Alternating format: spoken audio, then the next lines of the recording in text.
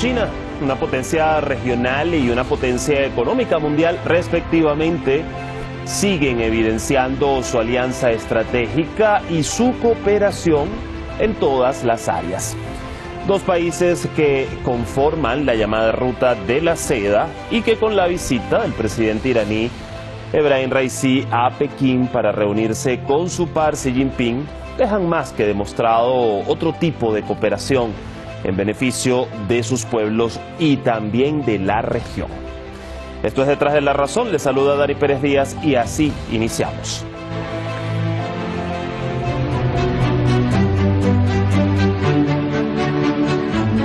El presidente de Irán arribó este martes a Pekín, la capital de China, para una visita oficial de 3 días. Seyed Ebrahim Raisi fue recibido de manera oficial por su homólogo chino, Xi Jinping, en el Congreso del país.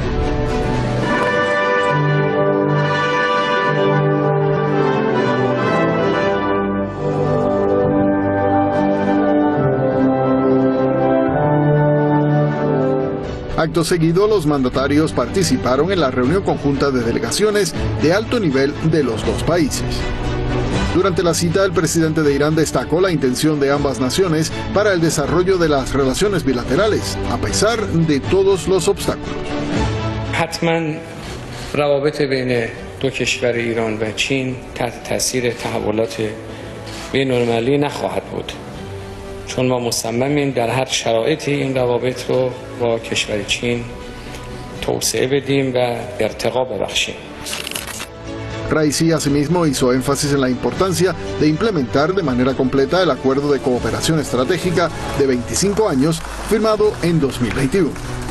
فکر می‌کنیم که اجرایی کردن این سند و خصوصاً تحقق اونچه که امروز دو کشور و مسئولین دو کشور اراده کردن مبنی بر توسعه روابط دو کشور میتونه در جهت صلح، ثبات و آرامش منطقه و جهان کمک بسزایی داشته باشد. A su vez, el presidente chino reiteró que su gobierno trabaja por un nuevo crecimiento de la Asociación Estratégica Integral entre ambos países. 去年9月呢，我们在萨马尔罕成功的会晤，达成了重要共识。中伊两国传统友好，建交半个多世纪以来啊，两国关系经受了各种国际风云变幻的考验。面对当前的世界之变、时代之变。 Por otra parte, pidió la pronta y adecuada resolución de la cuestión nuclear de Irán y expresó su apoyo a Teherán para salvaguardar sus derechos e intereses.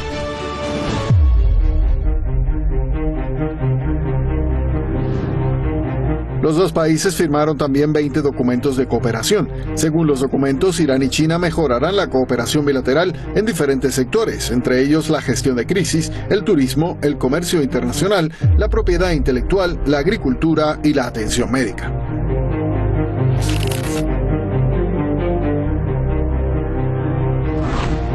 Según las autoridades de Irán, China fue el primer socio comercial del país persa el año pasado por delante de los Emiratos Árabes Unidos, Turquía e Irak. Las exportaciones de China alcanzaron los 14.000 millones de dólares, lo que equivale a un crecimiento de un 58% en comparación con el año anterior. Asimismo, la importación de Irán desde China alcanzó los 13.000 millones de dólares, lo que representa un crecimiento del 43% en las relaciones económicas y comerciales entre los dos países.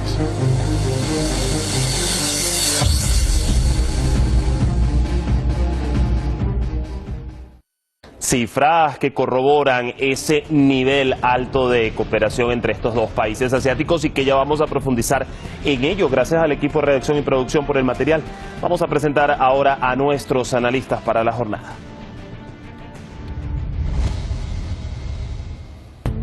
Hoy con nosotros Cristian Lamesa, escritor, analista geopolítico. Nos acompaña desde la ciudad de Pergamino, en Argentina.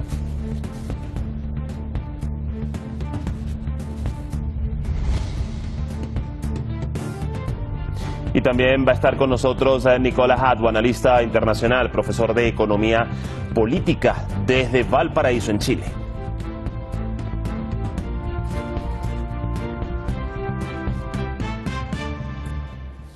ya conectados con nosotros. Les damos la bienvenida. Cristian, gusto saludarle a esta hora. ¿Cómo está? Un placer para mí estar con ustedes y con la audiencia de IFAN TV. Y también gusto saludarte. Bienvenido como siempre, Nicola. Gusto saludarte, Dani, y saludar también a Cristian y por tu intermedio a todos los telespectadores que nos siguen. Bueno, ya listos entonces para profundizar en esta importante visita de Estado del presidente iraní. Fíjate, Cristian, inicio contigo. El año pasado vimos el histórico acuerdo de cooperación Irán-China que entró en vigor, vamos a recordar, por unos 25 años. Ahora vemos la visita del presidente Raisi pues, a Pekín y su encuentro con el presidente Xi Jinping. En definitiva, ¿qué punto de inflexión marca esta alianza de cooperación en el actual panorama que bien conocemos y qué consecuencias va a traer en definitiva ese eje Teherán-Pekín a nivel regional? Bueno, en primer lugar yo considero que este fortalecimiento de las relaciones entre Teherán y Beijing ponen a la relación entre ambos países al nivel, diría yo, que lo que es la relación de China con Rusia, que sabemos que es de primer nivel, inclusive en las declaraciones de los mandatarios cuando desde China dicen que la relación con Rusia es fuerte como una roca, y en este caso están diciendo que es una inquebrantable amistad. Sabemos que estos países cuando hacen este tipo de declaraciones las hacen muy en serio y no del mismo modo que toman a la ligera la palabra los países de este occidente colectivo. En este sentido yo creo que es de gran importancia para ambos países este fortalecimiento y sin duda la región va a traer un incremento de la estabilidad, porque no hay que olvidar el proyecto de China de la Franja y la Ruta, que sabemos que esto implica también a Irán, al igual que a otros tantos países, y sabemos que la prosperidad económica también redunda en estabilidad política. Creo que esto es fundamental y más teniendo en cuenta cuál es el estilo de estos países. Por ejemplo, podemos ver, y con esto cierro, la experiencia de los BRICS, entre los cuales están, por supuesto, Rusia, India, China, y sabemos que históricamente entre India y China han habido, desgraciadamente, inclusive episodios bélicos, y podemos ver cómo esta asociación, la intervención positiva de Rusia en este sentido, ha colaborado a que justamente estos países puedan tener un entendimiento y estas sociedades virtuosas, al contrario de lo que suele hacer Europa y Estados Unidos principalmente, que es generar discordia, problemas regionales para hacer su emblemático divide y reinarás. Así que creo que en este sentido es positivo desde todos los aspectos que podamos verlo. Un BRICS que mencionas, Cristian, y del que de hecho Irán podría formar parte en un futuro no muy lejano. Voy con Nicola. Fíjate, Nicola, ya hemos visto una potencia mundial, una considerada potencia regional, que además, como bien decía Cristian, hacen parte de esa llamada ruta de la seda. Pero vamos a recordar que precisamente el año pasado, desde la Casa Blanca, llegaron las impresiones del presidente Biden cuando se le preguntó sobre qué tan preocupante para él o para Estados Unidos es esa asociación entre Irán y China, a lo que él respondió que estaba preocupado por eso desde hace años.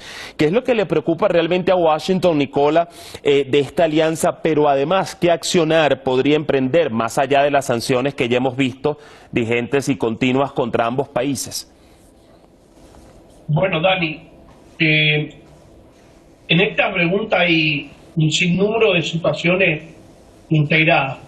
La primera de ellas es decir que Irán es un elemento gravitante en lo que es la comunicación entre Asia Central, Asia Occidental y el Lejano Oriente, y además tenemos a Rusia muy cerca, lo que hace un punto central en las relaciones geoestratégicas y geoeconómicas. Desde el punto de vista geoeconómico, tenemos que Irán es elemental, y ahí está el puerto de Chabahar para China, en lo que es la nueva ruta de la seda. Por otra parte, tenemos a un Irán que es también central en toda la Organización de Cooperación Euroasiática. También en la Organización de Cooperación de Shanghái. Estas tres organizaciones y este elemento que controla una extensa zona de territorio y además económica, lo que le preocupa a Estados Unidos es que queda fuera del 65% del comercio mundial y queda fuera del acceso al 70% de la riqueza del mundo. Por lo tanto, es un jaque mate a ese mundo bipolar y es un jaque mate al dólar. Por lo tanto, en toda esta situación tenemos que además agregar que Estados Unidos desesperadamente quiere controlar el Golfo Malaca y no lo está logrando. Quiere controlar Bab el Mandeb porque por ahí pasa el 30% del comercio mundial y tampoco lo está logrando. Quiere controlar el Golfo Pérsico y ya sabemos que Irán no le ha permitido controlar siquiera un centímetro. De modo que Estados Unidos, su mayor preocupación es simplemente que de este jaque el dólar y el mundo bipolar caigan en jaque mate. Dani. Un jaque mate del cual vamos a profundizar más adelante, porque esa pregunta sobre el tema dólar ya también se las voy a consultar. Ahora, Cristian, precisamente hablando de ese papel y de de lo que significa para Estados Unidos esta alianza, el portal estadounidense Bloomberg llegó a destacar que pues esos lazos entre Pekín y Teherán debilitaría las políticas de presión del gobierno de Estados Unidos contra el gigante asiático y además supondría un desafío para la propia administración estadounidense en su intento de reunir aliados contra China, que ya lo hemos visto ya desde hace unos cuantos años. Te pregunto, en base también a lo que Nicola nos dice, ¿crees que todavía Estados Unidos tiene esa fortaleza para obstaculizar o trastocar con otras vías esos beneficios de esta alianza de cooperación entre Irán y China? Sinceramente creo que no. Creo que ya el día de hoy está lo suficientemente debilitado. Bueno, podría suscribir todo lo que dijo el compañero Nicola en este aspecto.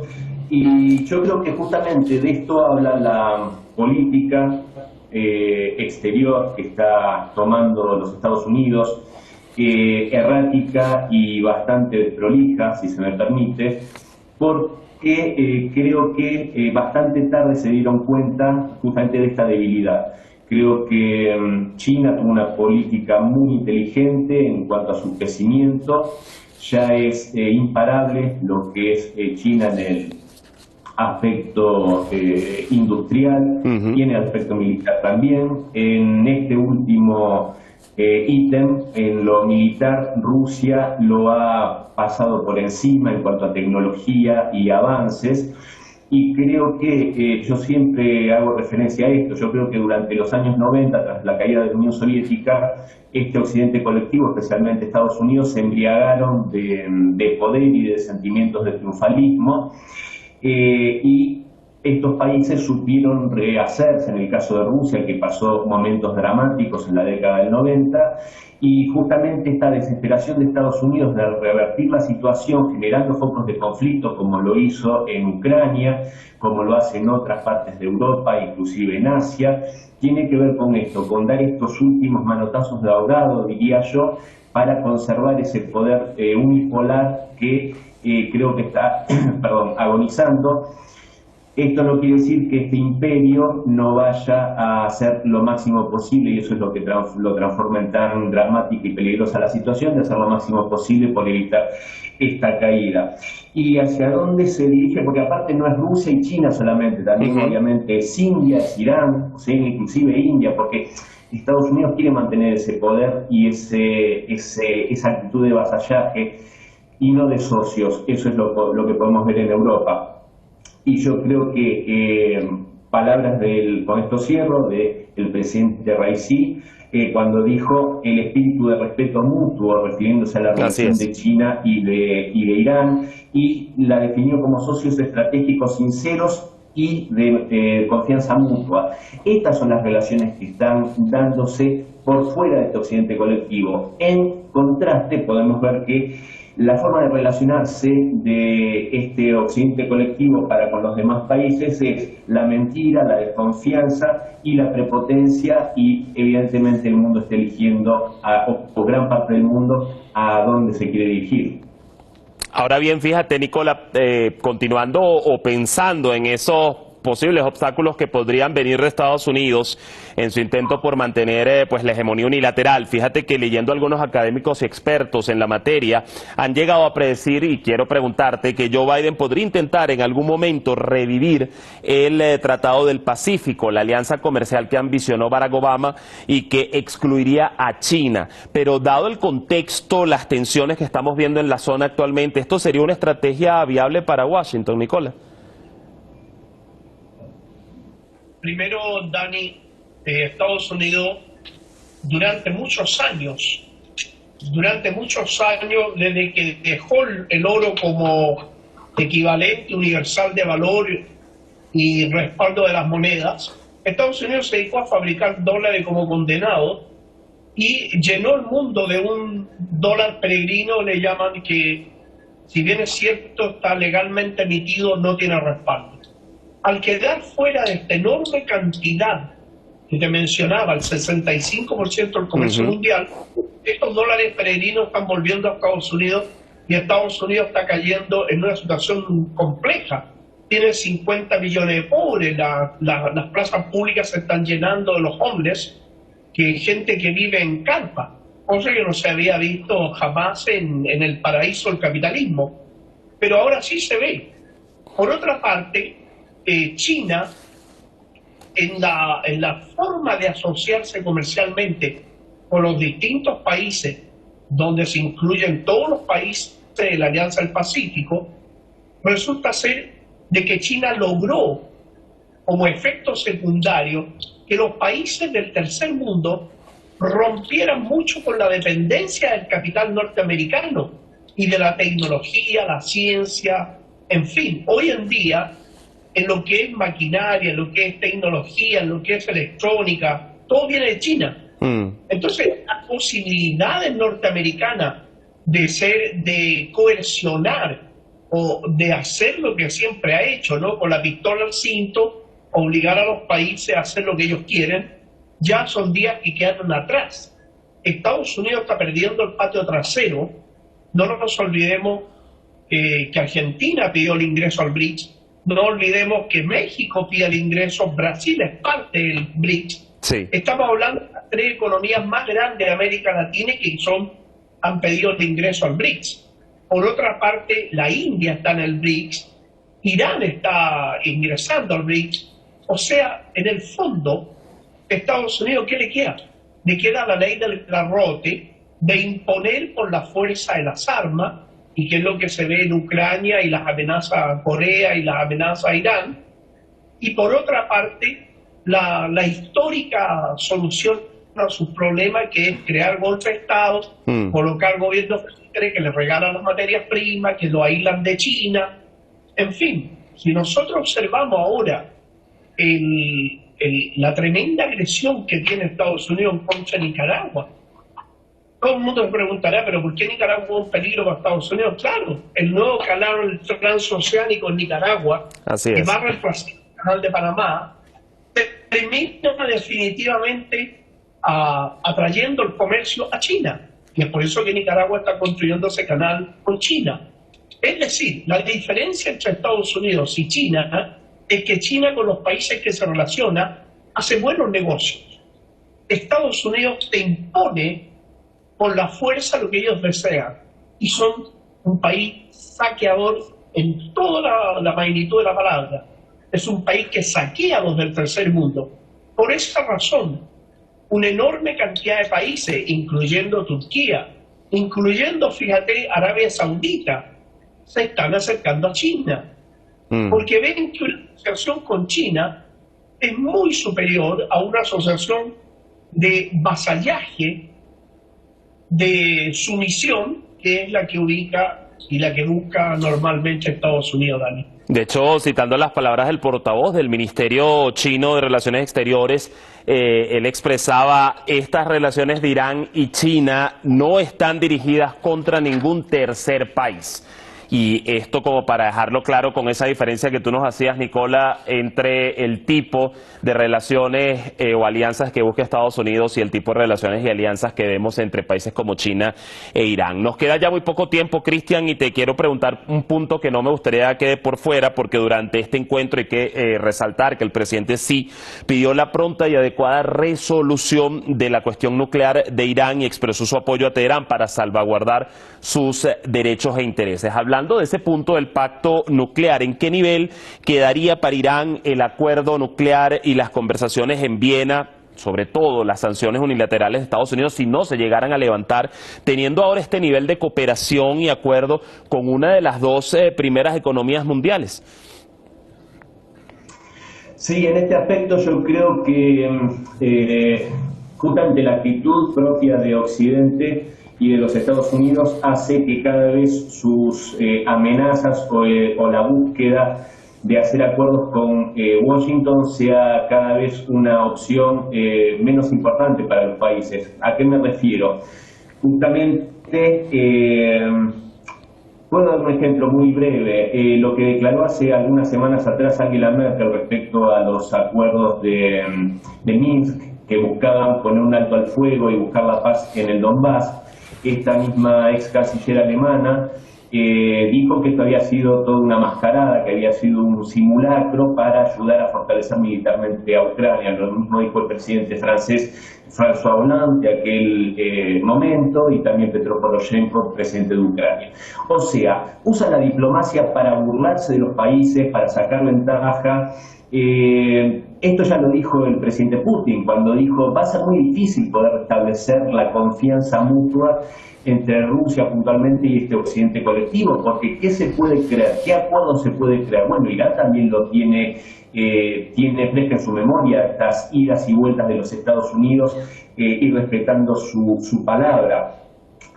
Aparte, ni mencionar la falta de profesionalismo que tienen los políticos americanos y europeos de este momento. Basta recordar a Annalena Baerbock, ministra de Exteriores de Alemania, cuando dijo hace algunas semanas también que estaban en guerra con Rusia, después salió a desdecirse diciendo que se había equivocado.